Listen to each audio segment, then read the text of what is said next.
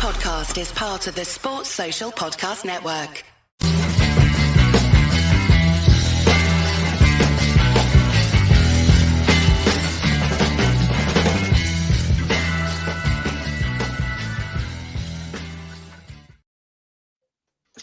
Hello everybody, welcome along to the Rangers Rabble Women's Show. I'm Brian and I'm the host, and I'm joined again by Car, Wolf and Laura. How are we, folks?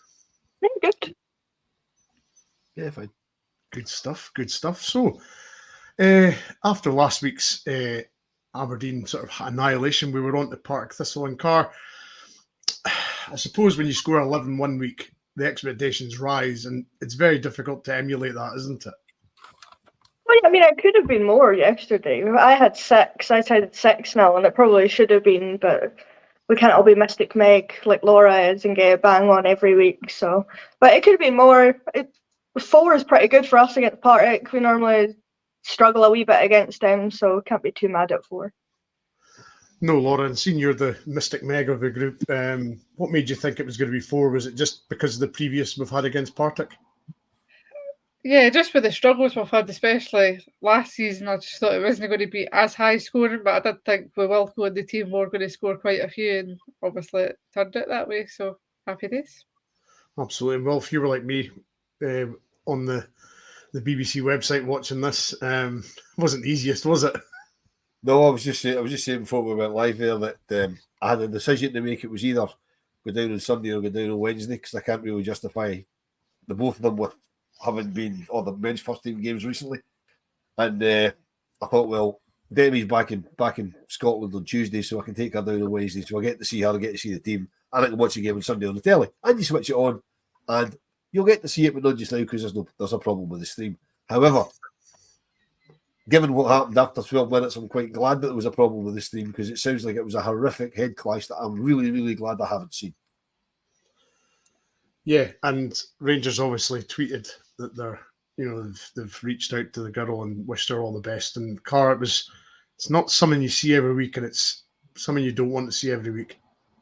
Certainly not. It's not something I want to watch again. It's unfortunate. They both went for the ball and just clashed heads, but Courtney came off a little bit worse for it. I don't know how Raf is right enough. I've not really heard any updates about her either, but pretty bad. She looked like she was unconscious for a little bit, and then took a while for the paramedics to get her off, and then we heard she had a seizure after the game, and it took 3+ hours for the ambulance to come, so not ideal, but it seems like she's doing a bit better. The Partick had updated last night that she was doing a bit better, so that's good. Yeah, Laura, I mean, even I think the manager was sort of, Graham was saying last night that, it took hours for the ambulance to get there now. For something like that to happen and then wait for an ambulance for that long, there's something not right there, isn't there? Yeah, I think it was something like 3 hours for the ambulance to come, but they've obviously the state of the NHS and that anyway, as everybody knows, that's not what we're here to talk about, but they've obviously phoned them and done their triage and all that kind of thing and deemed it not as serious, because there was obviously doctors and that there, so she was probably in a better position than other people that had taken her well were. But I think looking at it today, it seems to be that there's going to be a certain attendance before they'll actually have an ambulance on site. Okay. So it's just obviously because the attendances are so low now, and obviously I think it's the same in the men's lower leagues, that there will only be an ambulance there because there's going to be doctors and that within the teams and squads and whatever. So that's kind of their first line of obviously getting things sorted, but I think it's still ridiculous that it took 3 hours when she'd obviously had this. When you see it, if you'd seen it, you'd see how serious it was, because she even looked like she'd taken a bit of a fit on the pitch. Mm-hmm. And then for her to take another one, so it's obviously potentially a brain injury.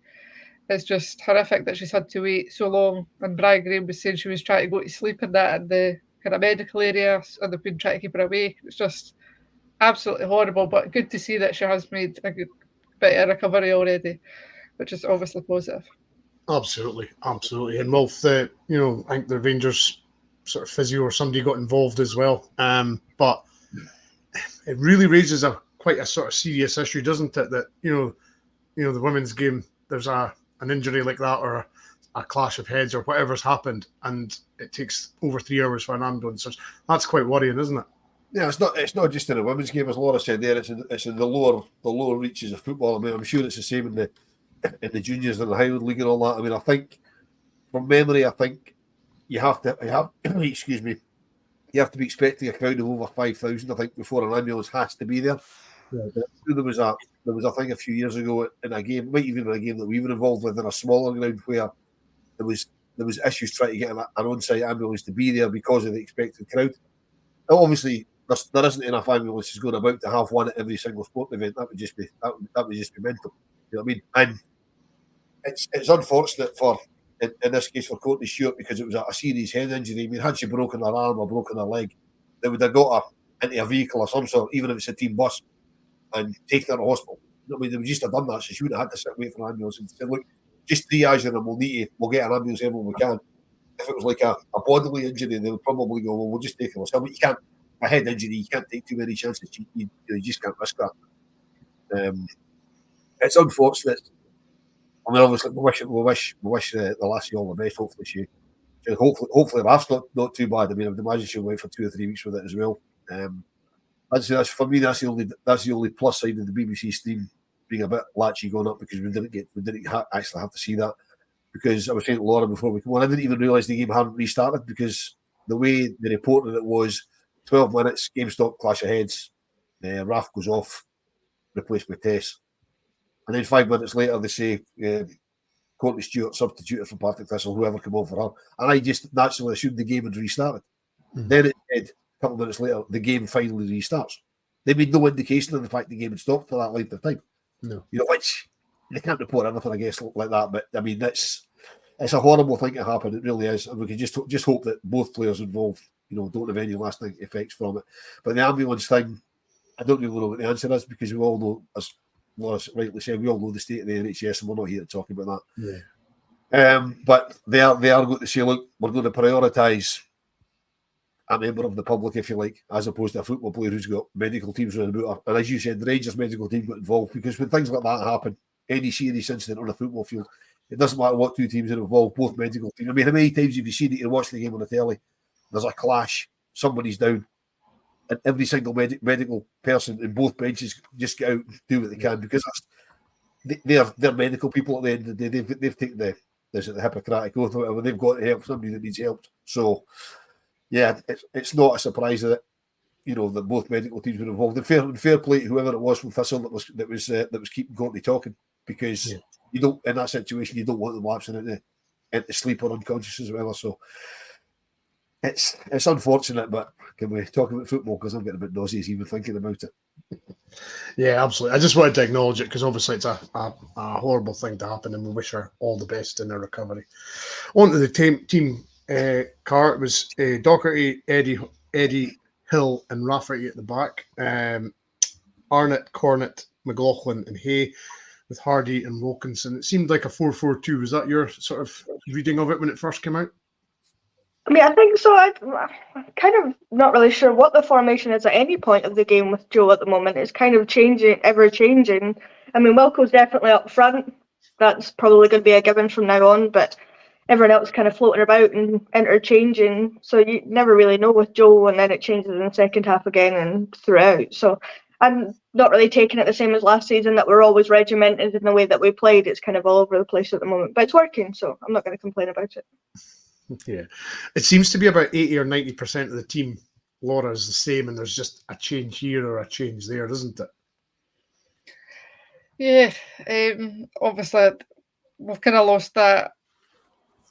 Obviously Rachel Rogo, which is obviously a big threat in that, but as Joe had said after the game, obviously she's been replaced quite ably by Katie Wilkinson, so it doesn't feel like we've particularly lost that much because Wilko's came in so far and done the business and scored a load of goals already. So it's, as you say, the team is more or less the same, but Leah Eddy even looks like she's been in there for ages as well. Like, she doesn't look like she's a new player. She's just settled in really quick as well. So it's good that we've got mostly the same team, but the ones that have came in have just hit the ground running and are doing the business already. Yeah, both signings hitting the ground running. It's nice to see one part of Rangers is working. Yeah, I mean that's what happens when you sign quality, though, isn't it? You know what I mean? Yeah. I mean, it's obviously, we've brought in Wilko, and I mean, she just can't stop scoring goals. When you bring in a striker that's noted for scoring goals, then you put them in a team that makes chances. They'll continue to score goals. So I mean, great coup to get her. I haven't seen the way she started, the way she plays. I'm absolutely stunned that we managed to get her, because there must be teams in the WFL that could do with a striker. You know what I mean? And I don't know what Joe said to get her up here, but I'm glad she did, because tremendous. You know, I mean, Rath looks like a player as well. Obviously, we've not seen a lot of her because of what happened yesterday. You know, she looks like a player as well. We've managed to sign Olivia McLaughlin on a permanent deal after a year. You know, having her on loan for a year. I mean, that was again another deal. I had no idea how we managed to do that. You know, because even speaking to Liv at the end of the season, she didn't sound very confident about coming back up. She made it pretty clear she wanted to come back up, but she didn't seem, she was being totally non-committal about whether it was happening or not. Which made me think we're not going to be able to afford this, we're not going to be able to fund this. Particularly when you think they might think, well, the club's great, the setup at Rangers is great, but look at what they're playing against. It's not really a challenge for someone. You know, no disrespect to any of the opposition, but it really isn't. I mean, if Wilko plays the next two games, which I'd be surprised if she started them both, because she'll need to get rested at some point along the line. With the greatest respect to Queen's Park and Montrose, she could more than double what she's on already. You know what I mean? Because she's still an unknown quantity, and because of the standard of opposition. I mean, as the season goes on, teams will probably get a handle on how to deal with her. But then again, you've got the manager changing the system halfway through the games now, so they don't know what system we're going to start with, what system we're going to finish with, where players are going to be. You know what I mean? It's wonderful, as you say. At least one part of the club's working. Absolutely. And Car, it was almost like just a continuation from last week. Nick Dockett gives the ball to Lizzie Arnott. Lizzie Arnott crosses it, and Katie Wilkinson's in the middle and scores a goal. It's quite straightforward when you get a winger that just takes on a person first chance, crosses it, and the striker's there waiting. I mean, what a joy it is to have that version of Lizzie Arnott back, because she's just unstoppable at the moment. She's just taking players on and putting balls into the box, and Wilko's there to just head it home. That seems to be her signature goal at the moment, is just headering balls into the net, and you can't be too mad about it. And that early on as well, it's like a minute and a half into the game, so you're maybe thinking it might take a little bit to settle Park, set up quite defensively, we might struggle. That minute and a half in, Lizzie's down the wing, ball into the box, Wilko's got her head on it. Can't be too mad at that at all. No, I suppose headed goals was a rare thing for us, Laura, but it's nice to see that's 2 games in a row where Wilkinson scored a header. So obviously they've been working on that, and it's great to see. Yeah, I think Rio maybe had a couple last season, but it seems like Wilko is quite happy just to throw herself at things, and we've not really had that kind of player since, I would say, Kayla McCoy. She would just dive at things and the ball would go in the back of the net and she'd be unaware that it even went in the back of the net. But Wilko seems to be that type of player that she just wants to score with any part of her body, so she'll just throw herself at it, and she's capable of scoring some really good, really spectacular goals as well, as we'll come on to. But she just seems to be an absolute find. Again, I don't know how Joe does it, but she's just found another gem of a player in there. And I think she'd said after the game on the BBC that she had seen that we had been lacking goals, and she thought that's obviously the challenge she's wanted. So she started well, so long may that continue. Yeah, Wolf, it's just a joy to see a winger putting a ball in straight, as we said last at the Aberdeen game. You know, take them on once, cross it. You know, the striker's already there waiting for the cross. If they think you're going to cross it and then you dummy it, then they've got to back away and it all goes to pot. But it's just refreshing to see wingers taking them on once and crossing it straight away. Yeah, absolutely. And I think we all owe certainly I owe Lizzie a huge apology, because we also at various points last season and went, it's not the Lizzie that we know. She's lost a yard. She's not the player she was. She's done whatever she's done pre-season. She's done, she's back to the Lizzie that we thought and signed when we signed her. You know, I mean, like you say, she's beating players, putting the ball in. I mean, a goal involved, which we'll get to later because I've got a cracking start. I know a lot of you referenced it on your podcast. Somebody else has mentioned it in the comments. I've started. I'll bring it up later once we've talked about the game. Paul mentioned that Lizzie's stats for the games that she's played, incredible, absolutely incredible. Particularly when you consider that last season wasn't exactly a stellar season for her. So that makes his stats even more incredible. But we'll get to them. But yeah, it's great. And it's not just Lizzie that's doing it. All the wingers are doing it. You know, you've got Mia going down the wing doing the same. Just getting balls in nice and early. And once the ball's in the box, particularly against teams that are sitting in, anything can happen. I mean, how many times yesterday even just did the ball just kind of ricochet about a little bit, and okay, it didn't always go in. But if it's ricocheting about, there's a fair chance it's going to go in. Before we go on to it, guys, if you can bring up that last comment, Wolf, at the bottom there. Paul's put in. Sorry, question for you guys. See the second head knock that the ref blew after Rio was fouled in the box. Why didn't we get a penalty? The ref just gave them the ball back. Is that the one where was it Claire Doherty? Somebody smashed a ball and it bounced off her head and she went down. Is that the one he's talking about? Because I can't think of another one. I'm thinking that's it. Yeah. I mean, I don't know. I mean, you need to ask the ref because I have no idea what the rules are in that area. I just go and watch the football and shout for penalties when there's a minor tussle in the box. So I don't actually know what the situation is. But she ended up going off and she had to change her top. So I don't know if because she was bleeding or something, they just kind of felt a bit sorry for her and we'll just do a drop ball or whatever it was. Yeah, strange one, sort of. I suppose if the girl was clearing the ball, Laura, and it just hits her in the face, it's hardly a foul, is it? Yeah, I can vaguely remember it, but they've not really showed it back in the highlights, so I don't know what order it's particularly happened in. But I'm assuming the ref seen that she's been hit and was kind of bleeding a bit, so he's thought that we'll go with that as the foul and no do a penalty. But I don't know. I don't think it would.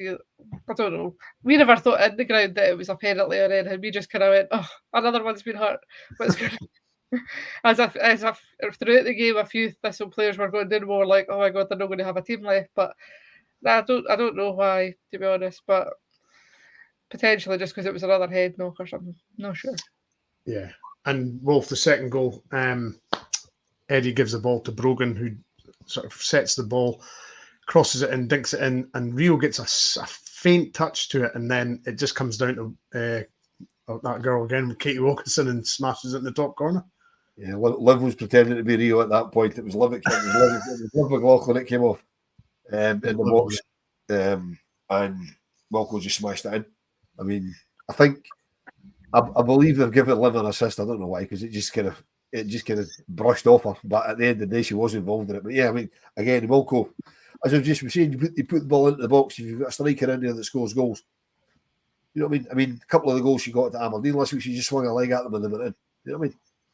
If a striker knows what to do, you just swing a leg, catch it. It's probably going to go in. So yeah, another great goal for Wilko, and she wasn't finished there. Certainly wasn't. And when you look back at the highlights, Car, I mean, Brogan's obviously not been in the team for a wee while. Was it refreshing to see her back in the pitch and going at the fullbacks again? Yeah, I mean, Brogan's always one that you enjoy watching play. She's always very dynamic, comes inside if she needs to, really good on that flank. So can't be too mad having Brogan back in. I do believe it was a wedding. She was out so well. You'll be horrified to hear that they did let her have a day off for a wedding, but she was a bridesmaid, so I suppose they couldn't really. I mean, if she's a bridesmaid at someone's wedding, they're obviously very close. It's just unfortunate timing. There's not much you can do. You've got to give her a break there. We've got Lizzie, we've got Mia, we've got other options. It's fine. But yeah, it was very nice to have Brogan back in amongst it. And I credit her with the assist for that one. I don't know if I'd give it to Liv. I thought it was Rio. They must look very alike from a distance on the highlights then, because I was convinced it was Rio. But I'm sure it was Liv. I might be wrong, but I've written it down as Liv. I'm sure it was Liv. I could be wrong. Liv got the assist, but they were basically standing next to each other, so it could have skipped either of them, and either of them could have got the assist, to be honest. No, I'll give that to Brogan, because she's done all the hard work there to put it into the box perfectly to get Wilko on the end of it. So yeah, good to have Brogan back. Absolutely. And the third goal, Laura, Nick Dot cross this time. I think Rio went to go for it and missed it, and then outside the right foot with Chelsea right in the bottom corner. Yeah, I think Chelsea was a bit embarrassed at the goal after the game when we spoke to her, because she just kind of swung a leg at it and it just kind of drifted past very slowly, the keeper. But they all count. That's her off the mark for this season. I don't think she never scored last week, did she? No. No. So she'll be happy to at least be on the off and running. But when I'd watched the highlights back, I never realised how much Rio had kept missing yesterday. She seemed to just not be her usual self. She was in the area trying to get onto things, but nothing was really coming off for her. So it was just as well Chelsea was there to put the ball in the back of the net. Absolutely. And Wolf, we all know what happens when Chelsea scores one. She just doesn't stop. So let's hope this is the start of the run for Chelsea. Well, yeah, I hope so. I mean, as much as we're all glorying in the fact that Katie Wilkins is scoring lots and lots of goals.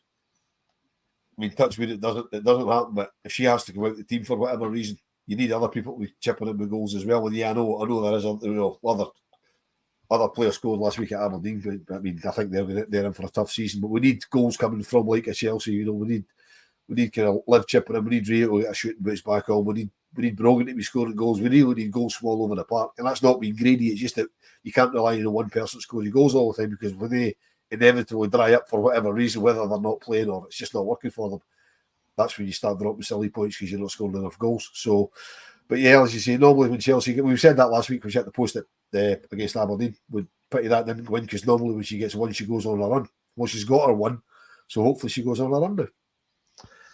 Absolutely, Car. As I say, she's normally not one to score the fifth or the sixth. You know, Chelsea's goals have always been quite crucial ones, haven't they? They've been quite important sort of goals that she's scored. Yeah, I mean, she's been given more freedom from previous managers since Joe's came in. So they've given her the opportunity to get into those areas and go forward more, whereas before she would kind of sit back a little bit and be more defensively minded in the midfield. So it's nice that she's got that freedom. She's got Livin beside her who's doing great work. I mean, you can put Kirsty McLean in there. It doesn't matter who's beside her. They work quite well together. But she just gets in those areas and she swings her leg at things and occasionally scores wonder goals. So you can't be too mad at it for Chelsea getting off the mark. And hopefully that is a sign of things to come, and she'll just keep going. And Wednesday's a perfect opportunity for it against a team that's already kind of hemorrhaging goals against they played one game, they didn't play yesterday, but you know, they've already lost 11 goals, so it's a team that you'd expect will have a good amount of joy against. So it's the one you expect Chelsea, Brogan, Lev, whoever's in there to get a few goals, so it'll be good for confidence across the whole team. Absolutely. And Laura, it was Brogan provided the fourth goal across from the right, and I think again Rio tried to get to it, didn't quite, and Wilko was there to just smash it in the back of the net.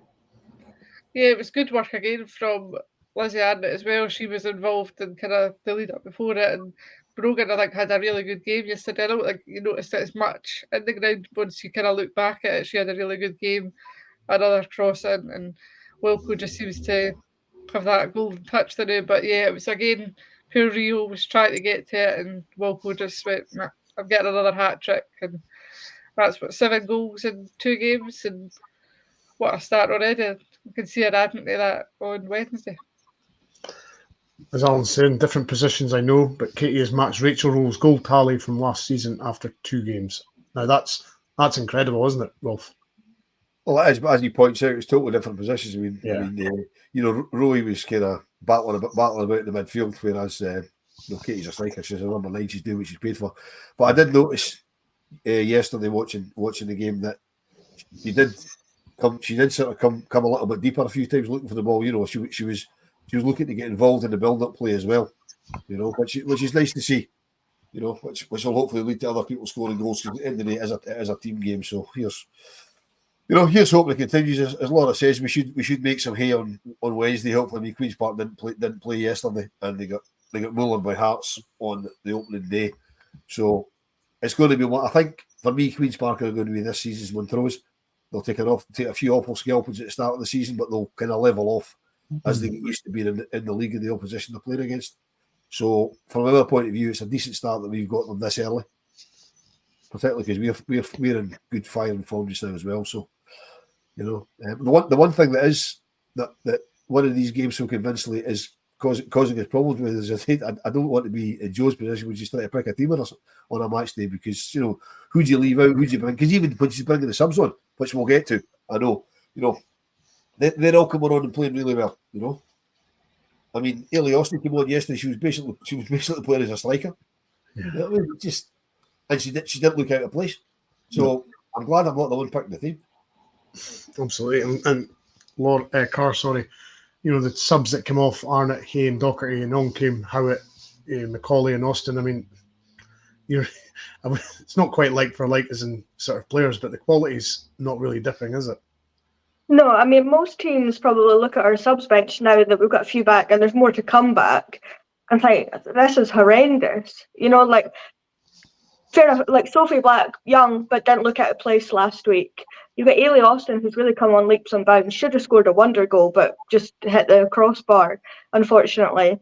Kirsty Howitt, who's always been one that scored loads of goals and gets in amongst that area and is creating things. So, I mean, it must be horrendous for teams looking at that and going, we've got to come up against the starting 11, and then they've got another 6-7 players that could come on and completely change it. And that's not with Jane Ross being back, Sarah Ewens is to come back, Megan Bell's to come back. We've just signed another player, Camilla Fay, who for whatever reason wasn't involved yesterday. But it's good for us in that sense, and it's good that we've got depth there, because look at last season, we had players injured and we dried up a little bit. We weren't creating as many chances, weren't scoring as many goals. So it's definitely something we're going to need. And then we've got Laura Berry that can come in and just score goals if Katie Wilkinson needs a wee break. So you can't be too mad about it, but other teams I'm sure won't be happy about it.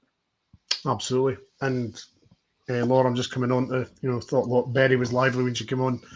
She came on with Jodie McCleary in the 81st minute. So there's the young team coming on and making a difference. Yeah, it was good to see Jodie back. She had obviously had a bit of a knock that she picked up in pre-season, so good to see that she's recovered really quick. And Laura Berry just seems to be that kind of live wire that wants to score goals. And I think she was unlucky as well. She was getting a few shots off, but it was just kind of pinging about the box and not able to go anywhere, much to Car's disappointment, because it was 4-0 and she was really wanting me not to win the score for victory yesterday. But whoever comes on, there's given that competition to the ones that are starting and are kind of giving Joe that kind of headache of, well, I'm going to come on and show you that I'm capable of being able to score or assist or whatever as well. And Ailey Austin in particular, she did play when she was on loan at Hamilton up front, so she knows where the back of the net is, definitely. But the young team know that they can get a chance in this team as well, so they're going to come on with a point to prove, and they didn't want to be sent out on loan as well, so they're going to come on and do as best as they can to try and stay within the team and the squad for the season. Absolutely.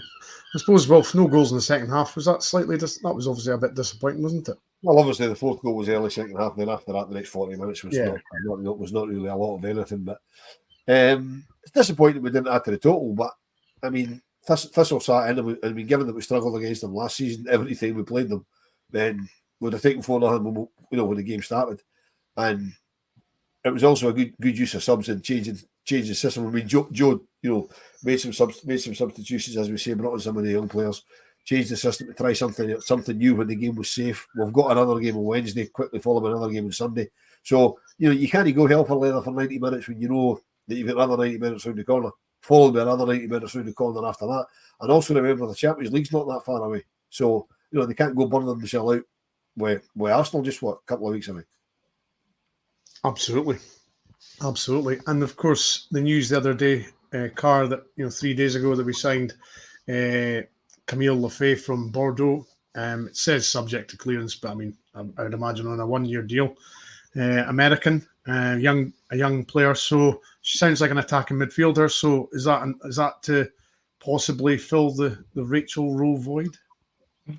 I mean, potentially. I had a look at some of her highlights. She only signed her first professional contract with Bordeaux last season. So this is only her second year playing professional football after being in the college system in America. I'm not really sure how that works, but I'm sure if I get a chance to speak to her, I'll ask her about it. But a few of her highlights, she does look kind of very attacking-minded, almost in that number 10 role sometimes, but also seems to move around a lot from what I did see. The highlights aren't great, but that's just the nature of YouTube highlights. But good that we're still adding. I'm assuming we won't add any more, but the fact that Joe's stopped, we need another one to, plug that gap. So it's good that Joe's still looking. Obviously has contacts all over the place that she's bringing in from down south and abroad, because we didn't really sign anyone from abroad this year. So I suppose that fills that gap, doesn't it? That we've got an American lassie in for a year, as Laura said in our pod last night, probably because the weather is rubbish here and she doesn't know she wants to stay for a long time because it rains all the time. So maybe she'll get used to it and stay forever, and she'll be wonderful. But we're yet to see whether that's the visa or what it is that she's not played yet. But Wednesday would be perfect, wouldn't she? She'd just slot in and have a wee go. Absolutely. California or Glasgow, Laura? What would you choose? Oh, California. Bordeaux to Broadwood to me. Come on, it's no comparison. But it's Carr just said there, Laura. It's interesting that the manager has felt the need to go and get somebody for even just a year, she feels that she needs one more body in there. Yeah, we're being a midfielder. You'd think that was the one area that we're quite stacked in. We've got quite a lot of players in there, but hopefully it doesn't happen. But you're never too far away from somebody getting injured and no being there. So at least we've going to have that kind of bodies in to fill just in case. But we've basically got a team on the pitch and then another team that can come by the time we bring everybody back for injuries and stuff. So the depth's there. We just need to obviously try and keep everybody fit and happy and giving them minutes. But with the finds that Joe's made already, if she's as good as the ones that she's found, then we're going to be in for a treat. Absolutely. And Wolf, as you said, we've got is it Montrose next? No, Queen's Park. Queen's Park and then Montrose, isn't it? Yeah. Yep. So it's it's sort of games that you're expecting lots of goals. This is the games where I think the manager identified. I think everybody's spoken about it, haven't they? That this is the sort of games that they had to, take more, like at Aberdeen. They were maybe last season they were happy with 7 or 8, but not now because they've learnt the hard way, haven't they? Well, just go back to last week's game at Aberdeen. We're 10-0 up. There's a couple of minutes ago, and Joe's going apoplectic. We touched on it last week. Joe's going apoplectic to just keep attacking, get more goals, because that's what you have to do. I don't personally think it'll go to goal difference this season, but if it does, let's make sure we're miles ahead. You know what I mean? Because it has to be that way. And as I said earlier, you don't know when Katie Wilkinson's going to stop scoring goals for whatever reason, whether she just dries up a bit because strikers tend to do that, or she maybe get a wee injury, she's not in the team, so we need to have goals coming from Liverpool. You just need to score as many, put teams away, be as ruthless as you can. It's a professional game that we're playing here. It's not like we're talking about cup games against a team from 4 or 5 leagues down, and you go, well, we've scored half a dozen, that'll do. Don't want to really embarrass them. They're in the same league, guys. Just go smash them all. Beat them by as many as you can. Put the fear of God into teams. Teams should be coming to play Rangers, and they should be beating the tunnel. At every level of Rangers, every Rangers teams should be coming out going, we're playing them, aren't we? You should be able to see the fear in their eyes before they even go on the park. Montrose will be dreading next Sunday, given what we did to them there last season. And Queen's Park, we've never played them before, and all we've got to go on is the fact that they get scalped by Hearts last week because the game yesterday was off up at Dundee United. So I don't see any reason why. As I said 5 or 10 minutes ago, I see Queen's Park being this season's Montrose, where it will take them, 2 or 3 months to get used to the league. So they'll take some awful scalpers before they do, and hopefully Wednesday night's one of them when Wilko adds to a tally. Hopefully a few other players come in and score some goals. Rio could do with a goal. Hopefully Chelsea keeps her run going. Get Laura Berry on the score sheet. Just be, as you say, be relentless. I don't think we'll get close to. We might get close, but I don't think we'll overtake the Falkirk Cup game of 10 years ago the other day when we put 22 past them. But I don't quite see that happening. But there's no reason it can't be well into double figures. No, absolutely not. And Mel, nice to see you went to your first game and you enjoyed it, and you're going to go back. So that's what you want to see, more people going to the games for the first time. And Paul, no, he hasn't apologised yet because he wasn't. I wasn't there yet, and I couldn't apologise. I wasn't at the game. I couldn't apologise to him, but I will on Wednesday. He will on Wednesday, yes. So, I mean, Carts, as Wolf's saying, it's Queen's Park and Montrose, Wednesday and Sunday. 2 games where you've got to be looking at sort of getting the. I mean, excuse me. I mean, Montrose maybe not, but certainly Queen's Park, you're looking at getting the goal tally up, aren't you? Well, I'd hope so. I'd hope that Joe's kind of they'll do an analysis of the only game that they've got, which is the Hearts game versus Queen's Park. So they'll go and look at that, how they set up, where's their weaknesses that we can exploit. And I'm sure they'll be relishing it because, I mean, Katie's got 4 in one game, but back-to-back hat-tricks in her first 2 games coming up here. She's probably wondering why she didn't come up here a couple of years ago because she's top goal scorer in the championship down south. If she stays for a while, she'll be up there in our league soon enough if she keeps this form. So there's definitely a chance to get a lot of goals, get other people involved, but get the game won early, and then it gets the chance for Laura Berry to get a good good time. Ailey Austin, even get Sophie on. Maybe get Camille in for a wee minute. You can get Kirsty McLean some minutes because she's obviously just back from an injury as well. So it gives everybody a chance to kind of settle in. And then maybe Nick will chip in. Kathy can get up on the score sheet as well. Hopefully she's doing all right because she took a bit of a sore one yesterday as well, but managed to play on and keep going. But somebody said she had ice on her leg after the game, but that could just be due to cramp or what have you. So it is a chance for rotation, but as I say, get the game won early, put your best team out first, get a good few goals in the first half, and then you get the chance to get other people on and get their goals too. Absolutely. And it's a fine line, isn't it, Laura, between, playing I'm not saying weakened, but certainly not playing your first choice 11, for example, and then winning the game.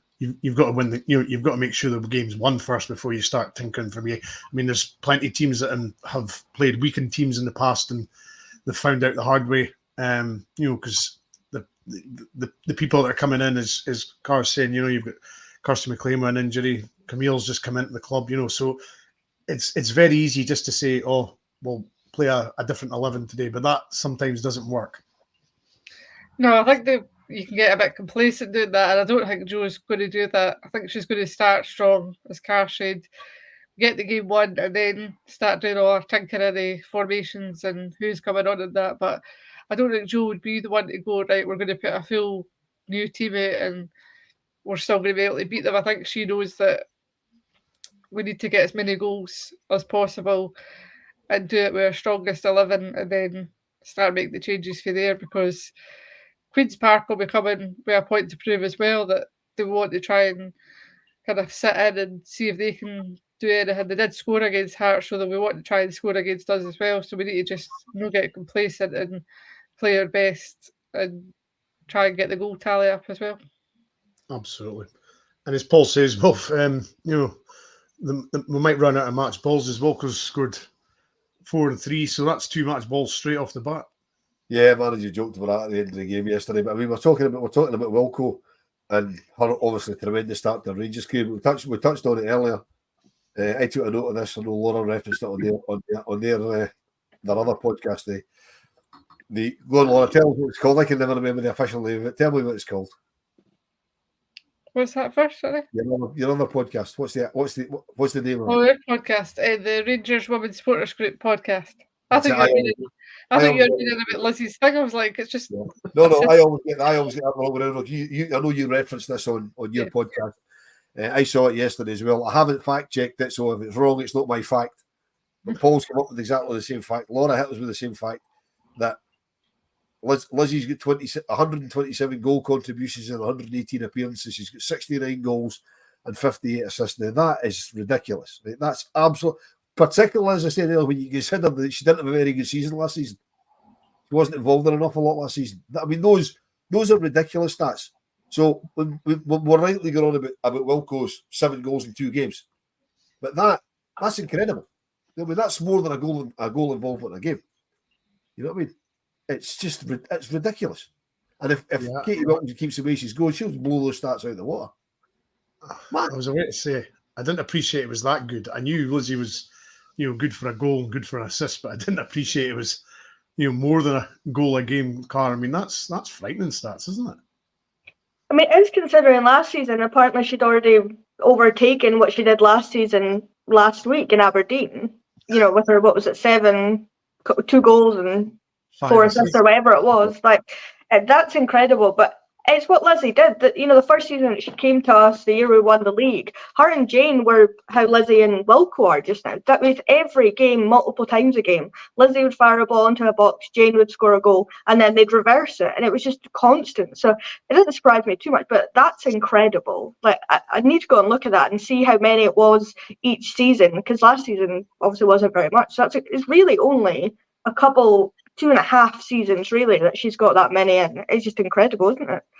Yeah, it really is. And Laura, that is a stat. I like a good stat, and that's a cracker. So well done to you. I'm quite taken away with that. I mean, 118 appearances, 127 goal contributions. I mean, it takes a good bit of doing that, doesn't it, Laura? Yeah, definitely. And I think we were probably our harshest critic last season when we were saying, oh, she's lost a bit of pace, don't think she'll get kept on board. A bit surprised that she got that year, was it a year contract, 2-year contract, whatever it was. We were like, oh, kept her on. But thank God we didn't do, because she's absolutely smashing it. I don't know if she watches the podcast or no, but she must have thought. I hope not. So she's certainly doing that so far, and she is a phenomenal player. She's played at the likes of Man United and South and that as well. You didn't get to the kind of clubs without being a really good player. So I'm just glad that she's now doing it for us, and hopefully that's quite a few more added to that by the end of the season.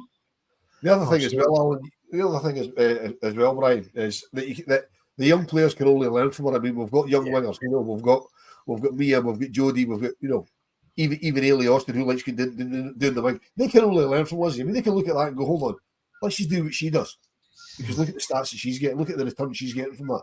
I mean, that's got to be a win for us. Has to be. Absolutely. And even though you guys gave Wilko the man of the match last week, it was Lizzie Arnott that was the player of the week in the SWPL, wasn't it, Car? Yeah, I mean, I kind of expected that they'd both be in amongst it. I mean, you score 4 goals in your debut, you're always going to be in there. But for Lizzie to get 2 goals and as many assists and, doing what she did last week, I wasn't too surprised that, she was included in that. It's just what Lizzie does. And that's why last season we were so harsh, because we knew what she can do. The female Ted McMahon, that's too... Got my glasses on. You're too young for that, Car. No. I was going to try and pretend and kid on that I knew who it was, but I don't. to be fair to Lizzie, I think she generally knows what she's going to do with the ball. Ted McMahon didn't have a clue what he was going to do with the ball. Correct. I was just about to say that. Lizzie at least knows what she's going to do, whereas Ted McMahon had no clue what he was going to do. And so that was the worrying bit. No, but a cracking, a good win for the girls, and on to Wednesday against Queen's Park and then Montrose on the Sunday. So we'll have 2 games next Monday. So we'll catch you then. And thanks to everybody in the comments and everybody watching. Wilf, Laura and Car, thank you very much. Thanks, Brian. And Brian, we shall keep talking. I forgot I was doing this. Keep talking. just keep talking, yeah. And of course, we will see you again 6:30 next Monday for the women's show. So thanks again, and we'll see you soon.